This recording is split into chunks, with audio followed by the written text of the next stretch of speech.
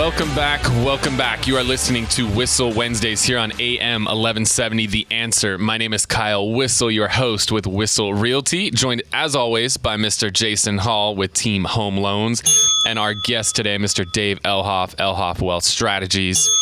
Before the break, guys, I mentioned that there is a proposal to bring a sports arena into San Diego. So if you're not aware, So the one that we built in 1960 something is not sufficient anymore? Apparently not. That thing looks bad, doesn't it, Dave? Yeah. It's bad. If you guys haven't been down there, it's bad. That thing is an eyesore. They've done some things to improve it, but compared to a sparkling brand new sports arena, it lacks a lot of things. Absolutely. So if you haven't been watching the news, Vegas, they built a new arena in Las Vegas. I've seen it. Sports teams for a very, very long time have been very apprehensive about putting a major sports team in Vegas because of corruption and betting and all of that stuff that's tied to it. Major League Baseball have always said no, but now they're starting to think about it. But the NHL has officially approved a team to go into Las Vegas. What's the NHL? Right? I'm born and raised in San Diego, just so you guys know.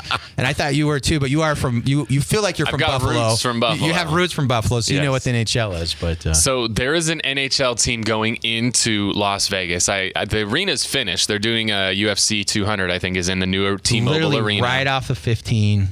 Right behind New York. and it's literally, you can see it right. You can't miss it driving down the 15 when you come into town. It's right there. It's beautiful. Looks really nice. AEG, who was the developer, co-developer, I believe they refer to it, on the arena there, wants to put an arena in San Diego. And so they've been looking at plans to revitalize Seaport Village, which is an amazing asset that we have. I mean, one of the most beautiful locations in San Diego. But if you've been to Seaport Village, it's kind of a dump. There's a bunch of dumpy restaurants in there and all these little trinket shops. It used to be really nice. Right, Dave? Like, you guys were alive when it was built. Yeah, we were alive. We were absolutely both alive when it was built. When they used to build in black and white. Yeah, you guys were alive back then. We were running the video cameras. Yes, but that thing is it's honestly, it's a dump right now.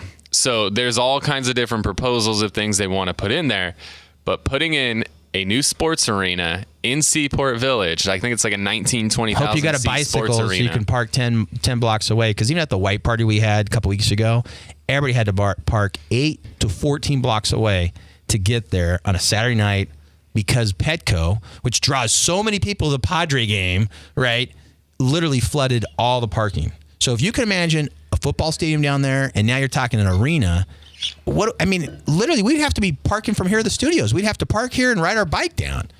And if you've been the green, what was the one company that's building all those condos down there that we visited? Bosa. So they've got the redevelopment of San Diego, and they literally see no cars being in San Diego. There's been people that drew plans, and they think downtown San Diego will be kind of like one of the first true green cities in all America where there'll be no cars. It'll be only bikes, scooters, like you'll be like on foot scooters type of stuff, and they have like green, not Ubers and not taxis, like green city buses. So these are electric buses that literally will pull people in and out.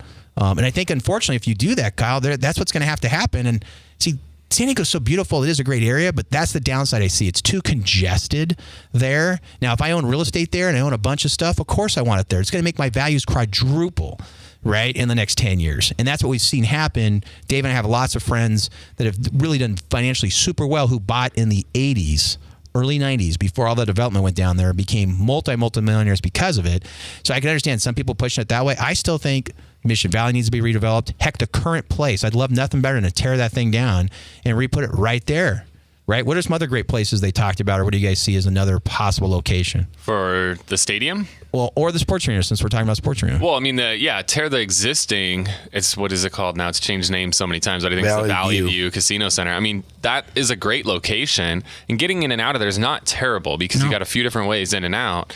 I mean, in a perfect world, you tear that down and put a new one, or just, build a new one off to the side of it. But I love that location. I mean, we got the goals back in San Diego, and they actually did really well attendance-wise. They always do well. They always do well. Yeah, I mean, we've got professional soccer in San Diego, and then if we could get an NBA team back again, I mean, I think there's a need for an arena in San Diego. How cool would it be on the water? But like you said, the traffic, I mean, I don't know. There's not many lots in that general area either where you could park. All I know is they must all be smoking this marijuana if they think they're going to build all this stuff downtown. And they forget that sometimes all these things go on at the same time. Can you imagine 3 major events or even regular events? And then you want to go to a downtown restaurant or a party or an event. You guys couldn't even get down there if we had NHL game going on, a Padre game going on, and a Charger game going on. How would any of us get down there? Well, if they think I guess we pull up on the boats, Dave, right? We'd use our boat, drop at Coronado, and come over on the boat. They have that. And there are arenas. I'm trying to remember which picture I saw, but there's an arena where you pull a boat up. I think it's in Miami. They have that set up. There's some a couple of the other places, arenas. right. You actually can roll up to the arena in your boat, right? How cool is that? That's cool. You look downtown there, and at the different yacht clubs that are there, those are full of boats too. I don't know where you'd park it, right? Unless you anchor out. Yeah. Well, they would build new piers, right? That's what they would do. They would build a couple more additional piers. There is room down there on San Diego Bay. I was down there just a few weeks ago. They could build some more piers, and there would be just parking only for the events, on your own private boat, or guys would have taxis. It'd be like an Uber taxi and charge you $20 to take you back and forth per person. I'm sure stuff like that would happen. And I want to see downtown continue to get, look better, and it's going to. But the rest of San Diego is still important to me. I mean, you and I live in East County, so does Dave, so does Brian here in studio. There's already a lot of money going to North County, but we still need to, take care of Mission Valley. I know they're talking about San Diego State being a possible option, building a small stadium there and moving a lot of the San Diego State facilities down there for school, which would be nice, and maybe building a hotel. But there's lots of areas in San Diego we still need to take care of. So I don't want people to forget about that. And I think just because there's so much money in downtown, they're pushing that agenda that they just want to help the people and there's not only a few people that own a big portion of that. And I think we need to help everybody in San Diego. And this is from a Christian conservative. Yeah, you sound like Bernie Sanders over there. No, I'm not Bernie. I'm not Bernie. We all know that. But I still think we still need to help all of San Diego and not just one certain group. Right. But I think it's just there's the infrastructure with the trolley coming in there. The train drops in there. You've got hotel rooms everywhere. You've been in the trolley. Restaurants. During a game, you do not want to ride the trolley.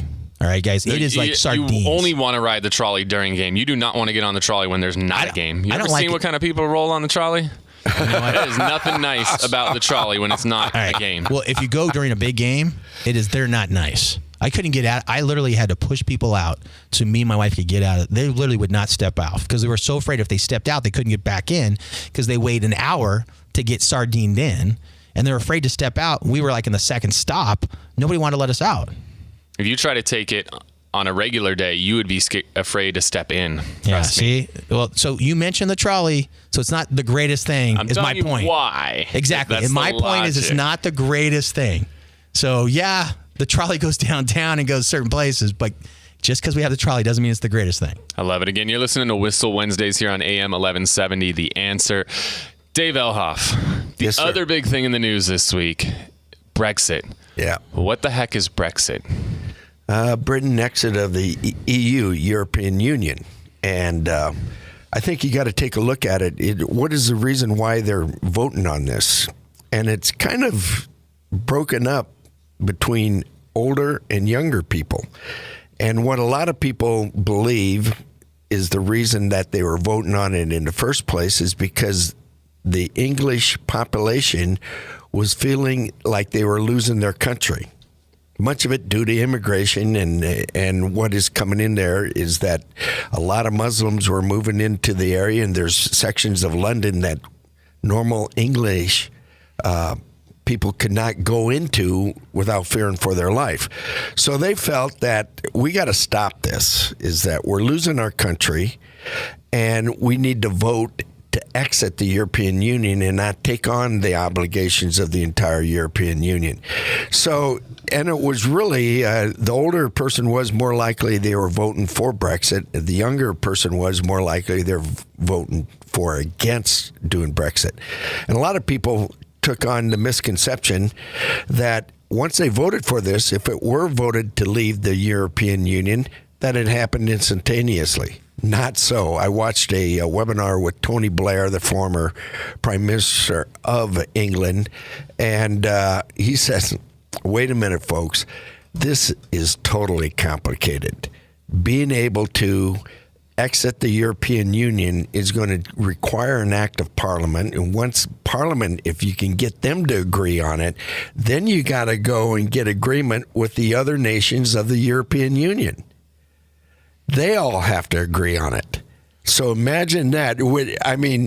So it's kind of like here in the United States, we vote for something like Obamacare not to happen, and he still makes it happen. Yeah. Right? So even though the people of England want to exit, it's quite possible that a few people in control may decide that they know better and keep everybody in the EU. Well, you got the complexity that you got laws of England that Parliament is structured due to their constitution, and then you got the European Union, which has a constitution, and that is another layer. You've got your local in-country laws, and then you layer on top of that the European Union and international law, and man, does it get complicated. Right. Tony Blair was just shaking his head going, but I think this is the reason why you're seeing Trump do so well. Because Trump, there's a lot of people who want to protect our borders, and we just don't want to let anybody and everybody in. There's been way too many people coming here, and we can't take care of everybody. And as conservative and compassionate as a Christian I am, I can't take everybody, right? Well, I can't take everybody in my own house. I have a hard enough time with 2 adult children getting them off, back to this, on their own. Jason, is that the reason why America became great in the first place because all the Irish, the Englishmen, the Germans, the Spanish, the they all Africans, left their country because everyone of left problems their there. countries to come here because they assimilated. The first thing they did was make sure their kids were in school and learned the English language, and they assimilated. Right, and that's not happening in Europe. I love it. So again, you're listening to Whissel Wednesdays here on AM 1170, The Answer. We're going to head to a break, but when we get back, I want to find out, Dave, what Brexit is doing to the financial markets, and Jason, what Brexit is doing to the mortgage markets. You're listening to Whissel Wednesdays here on AM 1170.